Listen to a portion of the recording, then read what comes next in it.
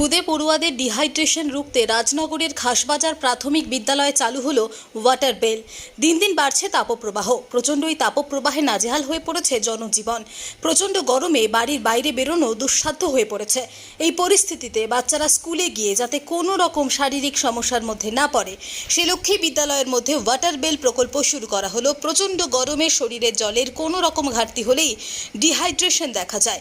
আমাদের শরীরের 60% জলীয় পদার্থ। শরীরে জলের অভাব হলেই বিপাকীয় প্রক্রিয়ায় ব্যাঘাত ঘটে।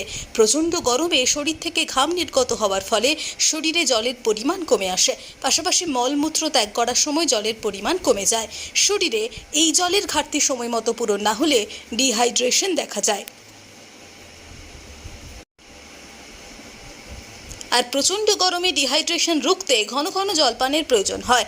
সেই লক্ষ্যে স্কুলের খুদে পড়ুয়ারা যাতে নির্দিষ্ট সময়ে জলপান করার সুযোগ পায়, সেই লক্ষ্যেই বীরভূমের রাজনগর ব্লকের খাসবাজার প্রাথমিক বিদ্যালয়ের প্রধান শিক্ষক কুদরাত আলী খানের উদ্যোগে বিদ্যালয়ে ওয়াটার বেল চালু হলো।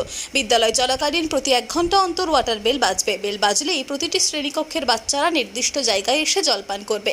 এই প্রকল্পের উদ্দেশ্যে গ্রীষ্মে বাচ্চাদের শরীরে জলের কোনো রকম ঘাটতি না হতে দেওয়া। এই সুঅভ্যাসের ফলে বিদ্যালয়ের সাথে সাথে বাড়িতেও নির্দিষ্ট সময় অন্তর তারা জল পান করবে, জানিয়েছেন বিদ্যালয়ের প্রধান শিক্ষক কুদরাত আলী খান। তিনি জানান, ভিন রাজ্যে বিদ্যালয়ে এই ওয়াটার বেল চালু হয়েছে।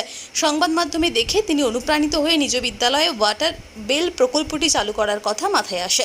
বিদ্যালয়ের অন্যান্য শিক্ষকরা তাকে এই বিষয়ে যথাসাধ্য সাহায্য করেছেন প্রকল্পটি চালু করার বিষয়ে। জেলার মধ্যেই প্রথম কোনো বিদ্যালয়ে ওয়াটার বেল চালু হলো বলেই মনে করা হচ্ছে। বীরভূম জেলার রাজনগর চক্রের অন্তর্গত খাসবাজার প্রাথমিক বিদ্যালয়ে আজ বর্ষবরণ অনুষ্ঠান উপলক্ষে আমরা এক নতুন প্রকল্পের সূচনা করতে চলেছি। সেটা হলো ওয়াটার বেল। বিদ্যালয় চলাকালীন প্রতি 1 ঘন্টা অন্তর এই ওয়াটার বেল বাজবে। ওয়াটার বেল বাজলেই প্রত্যেকটা শ্রেণীকক্ষের বাচ্চারা নির্দিষ্ট জায়গায় এসে জলপান করবে।